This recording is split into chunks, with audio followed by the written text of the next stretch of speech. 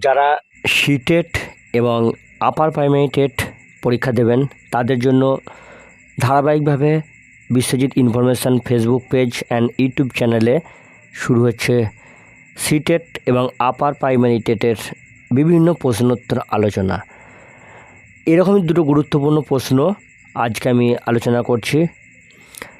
Question number 1, according to national curriculum framework 2005, learning is dash and dash in it's character.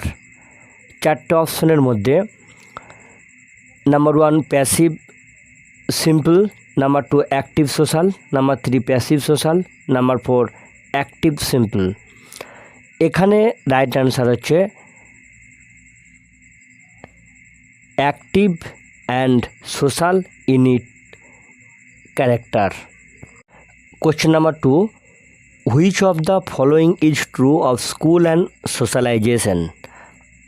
মানে মূল কথাটা হচ্ছে বিদ্যালয় এবং সামাজিকীকরণ মধ্যে নিচের কোনটি সঠিক। চারটে অপশন এখানে দেওয়া আছে, মানে এই চারটে অপশনের মধ্যে কোনটা সঠিক হবে বা ট্রু হবে।